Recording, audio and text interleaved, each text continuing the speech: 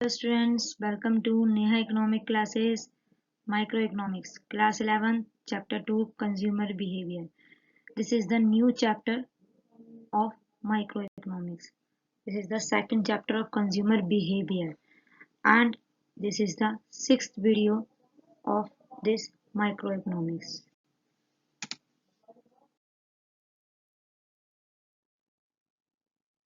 First of all हम कुछ definition समझेंगे, देन आगे अपने कॉन्सेप्ट क्लियर करेंगे। तो वन बाय वन मैं आपको कुछ मैंने इसमें वर्ड यहाँ पे लिखे हुए हैं, उनकी डेफिनेशन लिखी हुई है, तो हम पहले उनका मीनिंग समझेंगे एंड देन हम आगे करेंगे। ठीक है, तो पहले हमने डेफिनेशन में लिखा हुआ है कंज्यूमर। तो कंज्यूमर वर्ड से, जो हमारा कंज्यूमर वर्ड है, उससे हम फैमिलियर हैं। हमने पहले भी ये वर्ड कई बार सुन रखा है, क्या? कंज्यूमर। ठीक है, तो consumer is the person.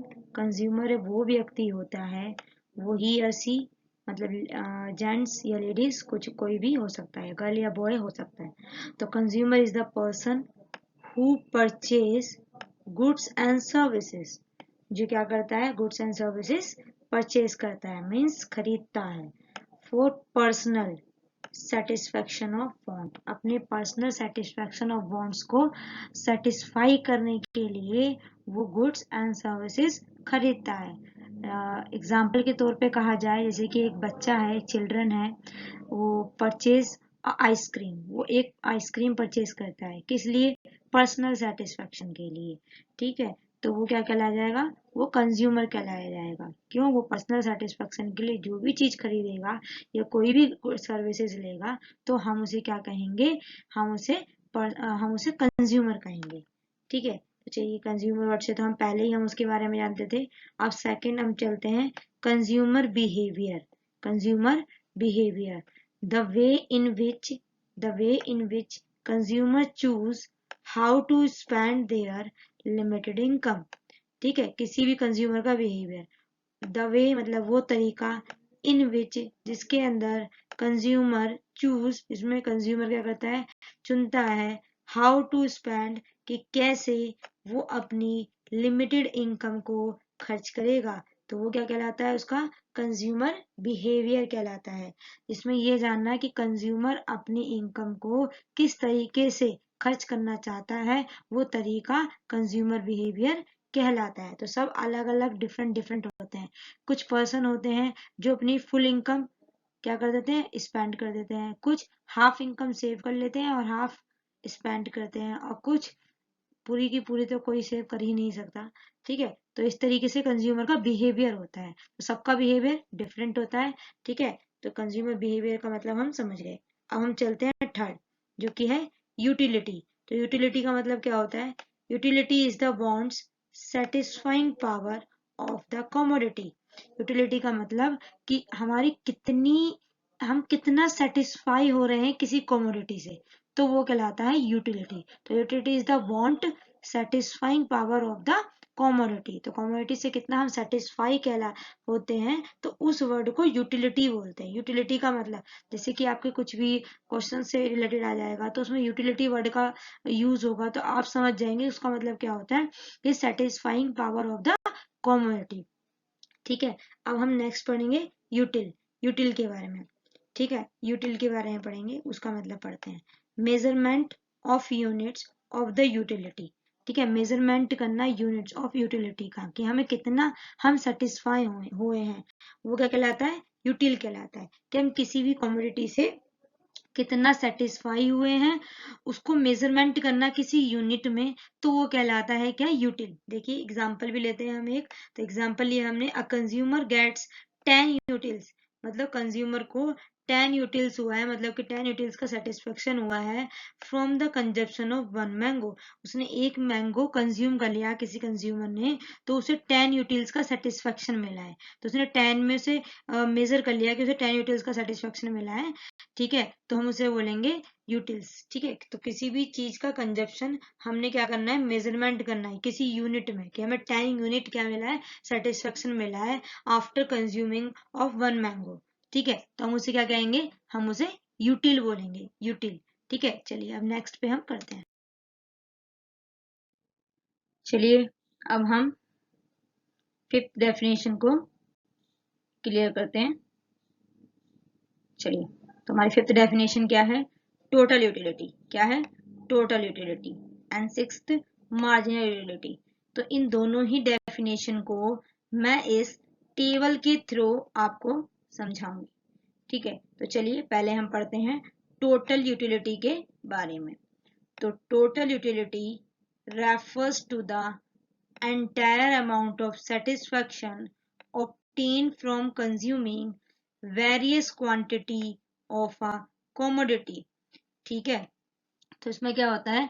Total utility refers करता है एंटायर अमाउंट ऑफ सेटिस्फेक्शन, कि हमें कितना सेटिस्फेक्शन मिल रहा है किसी भी गुड को कंज्यूम करने से। तो एंटायर टोटल सेटिस्फेक्शन कितना मिल रहा है? Obtain from consuming various quantity of a commodity, किसी भी कमोडिटी की अलग अलग क्वांटिटी को कंज्यूम करने से हमें कितना सेटिस्फेक्शन मिल रहा है। तो चलिए एक बार मैं आपको ये टेबल के अकॉर्डिंग बताती हूँ।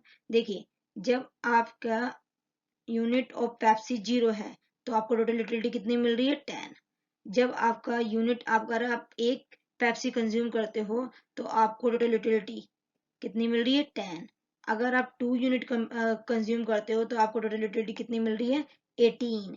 और अगर आप 3 कंज्यूम करते हो तो आपको टोटल यूटिलिटी मिल रही है 24।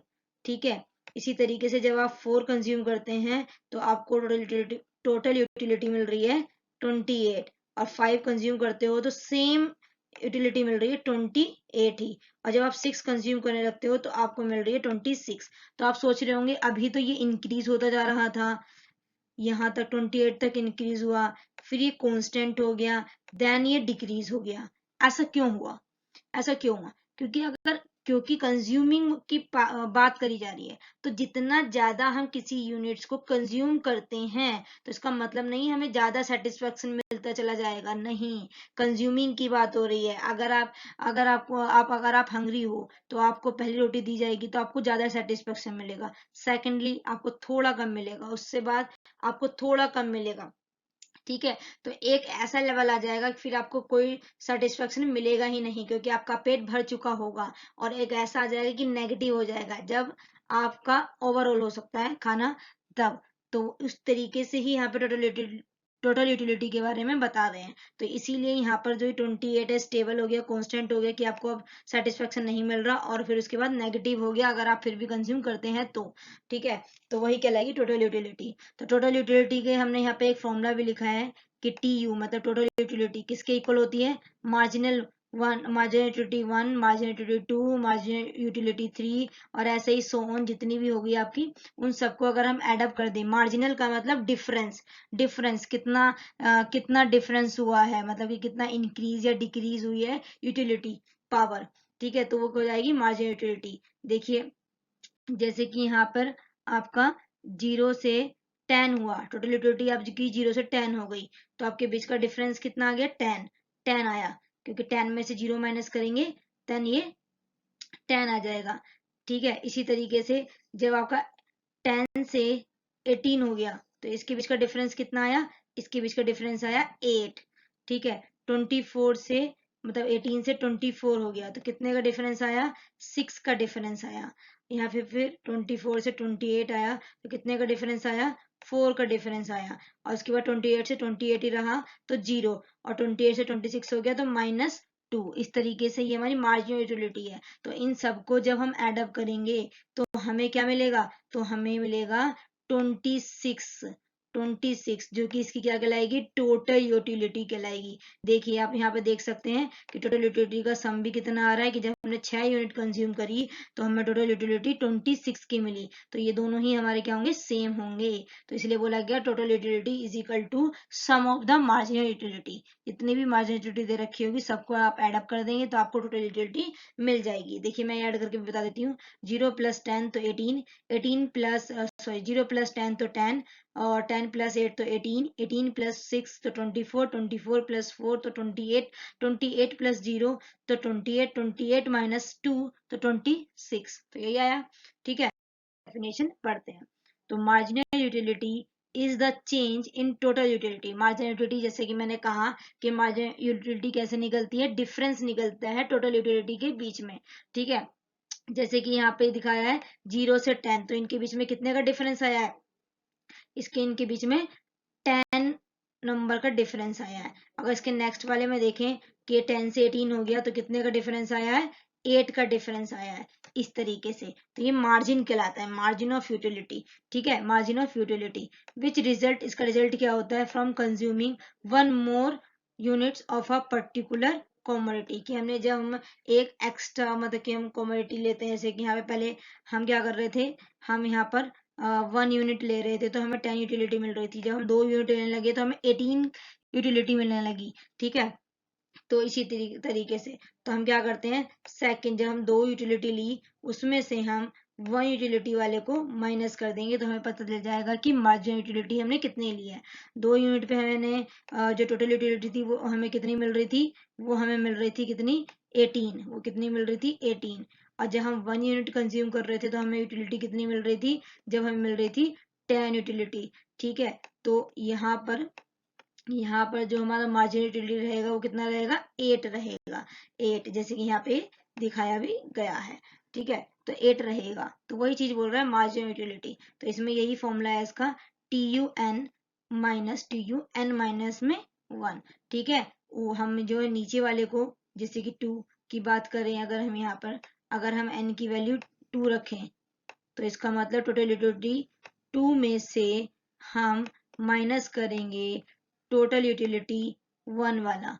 क्यों 1 वाला माइनस करेंगे, क्योंकि n की जगह हम 2 रखेंगे और 2 माइनस 1 का मतलब क्या होता है, 2 माइनस 1 का मतलब 2 माइनस 1 का मतलब TU1। तो इस तरीके से ये आएगा, तो ये हो जाएगा, देखिए TU2 में से हम माइनस करेंगे TU1 को माइनस कर देंगे। इस तरीके से हम इसे करेंगे। तो देखिए TU2 हमारा कितना है, TU2 हमारा 18 है। कितना है, 18 है। और TU1 कितना है हमारा, TU1 है हमारा 10। इस तरीके से TU1 हमारा 10 है। तो ये हमारा जो आंसर है वो कितना आएगा, ये हमारा आंसर आएगा 8। ठीक है, तो इसी तरीके से हम इसे माइनस करते हैं। तो ये अगर हमें TU3 चाहिए तो यहाँ पे 3 आ जाएगा और TU3 में से TU2 को माइनस कर लेंगे। एक कम होकर क्वांटिटी आती है, वो किस वजह से, वो इस वजह से आती है क्योंकि ये जो हमारा फॉर्मूला है यहाँ पर ये TUN-1 है और TU ये n है। जब जब आप एक वैल्यू यहाँ पर रखेंगे, अगर यहाँ 1 रखेंगे तो यहाँ 0 आएगा। ठीक है, यहाँ आप 2 रखेंगे तो यहाँ पर 2 माइनस 1 तो 1 आएगा। अगर आप यहाँ पर 3 रखेंगे तो यहाँ पर 2 आएगा, मतलब एक क्वांटिटी कम आएगी। तो इससे अगर हम ये भी देखा जाए तो हम अपर लिमिट को, सॉरी लोअर लिमिट को अपर लिमिट में से माइनस कर देते हैं। तो इस तरीके से हमें मार्जिनल यूटिलिटी मिल जाती है। ठीक है, thank you to watch my video. Please share, subscribe and comment my video.